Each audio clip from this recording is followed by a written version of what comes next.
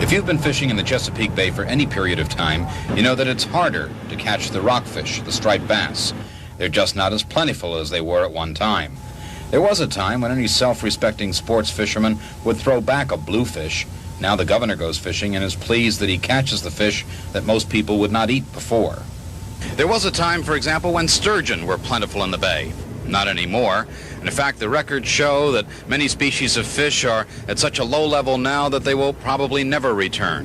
For example, the river herrings, the American shad, the striped bass, the soft-shell clams are all at the lowest level since records were first kept in 1880. The men who make their living off the water are called watermen. A hardy, colorful group of men who work long hours, summer and winter, trying to eke out a living from the bay. It isn't easy. When the catch is good, the price is down. When the price is up, nothing is being caught. And in recent years, it seems to be more of the latter. The waterman will tell you that the bounty of the bay seems to be declining. The parasites are killing the oysters. The crabs are just not running as they used to. The watermen who have lived and worked long years along the shores remember when it was better. You know, you could go oyster when you brought your rakes up and washed them. Well, the rockfish was just or swimming everywhere, just feeding on this stuff that's falling out of your tongs. Mm-hmm. Well, you don't see the rockfish, nor you don't see the stuff fall out of your tongs. There's not near as many fish as there was, hardly any fish left outside some blues. I don't class myself as a crabber anymore. I retired or semi-retired, and I just work a little bit in summertime. Hell, I'm coming home sometime when they're going out. I just don't put no hours in out there anymore. There are a lot of people that say the bay is in trouble, the bay is dying, and things just aren't as good as they used to be. You don't agree? Yes, I don't guess it is. Because they're having problems that they didn't used to have. The decline in the harvest of the bay has caused tensions. Back when there was enough for everyone, everyone was happy. Now they're at each other's throats. The last session of the legislature was the focus of some of the watermen's frustrations. The sports fishermen who see their catches decline demonstrated on a cold January night, asking for greater restrictions for the commercial fishermen. I believe that striped bass fishery is in such a shape that we've got to stop it. The oystermen feuded among themselves, the tongers claiming the divers were picking all the good oysters off the bottom. A bill was introduced to ban diving. The divers said they had to devise a more efficient way of getting oysters because the crop had depleted to the point where they couldn't make a living with the tongs that had sufficed for generations. The EPA report says thus far the bay and its tributaries have absorbed considerable pressure, but we cannot count on those to endure any and all future pressures. In recent years, the bay has shown signs of wear and tear. Tomorrow we'll take a look at some of those stresses, and we'll see what's being done in one instance to relieve some of that stress. Lou Davis, News Scene 2 on the Bay.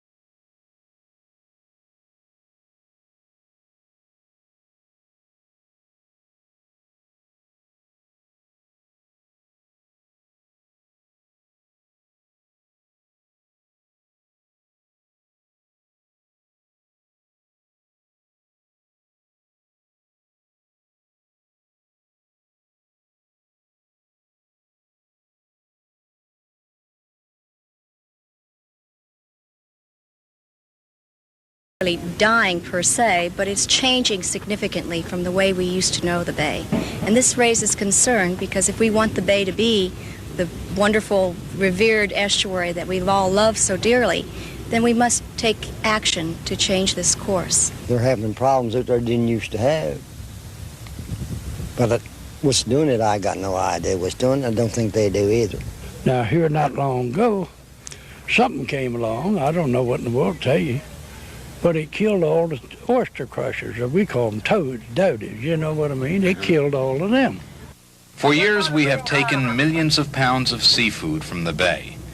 We have used the bay as a major hub for supplies and commerce. Wildlife has used it as a rare natural habitat. We have also used it as a giant playground for boating, swimming, and skiing. It was not always what we know today. In the beginning, there was only the river, the Susquehanna, flowing down from Pennsylvania.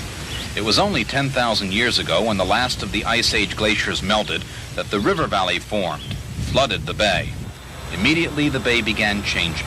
The forces of nature, weather, man, continually affecting the estuary. This is Joppa Town. It was a bustling seaport during colonial times. Just a couple of hundred years ago, the bay came to this point where I'm standing now. And Joppa Town, a landlocked community now, was a major port of entry. Over the last 200 years, the bay has filled in, and now Joppa Town is a half mile from the water. The bay slowly filled in with sediment, a major problem. For the sediment not only fills the bay, creating problems for commercial shipping, but it also carries with it high levels of toxic and long-lasting chemicals. According to the EPA, as those chemicals settle to the bottom, they smother the plants and animals that live there, the plants and animals that provide the food for the other life in the water. Agricultural and stormwater runoff have increased the problems in recent decades. We're seeing higher levels of nutrients in the bay than we've ever seen before. We're seeing also... And they come from where? The nutrients? Well, the nutrients are essentially like fertilizer, and they run off the land. They wash off of farmland, they wash off of urban areas, and they also are discharged, nutrients are discharged by sewage treatment plants. Nutrients promote the growth of algae, and the algae use up the oxygen that plants and aquatic life need.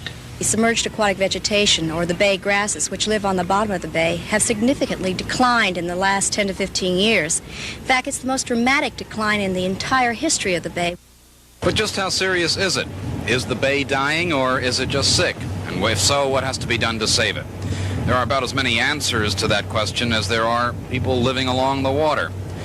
This week, on our Week on the Bay, we'll look at some of those questions and see if we can find some of those answers. Lou Davis, News Scene 2, on the Bay at Oxford.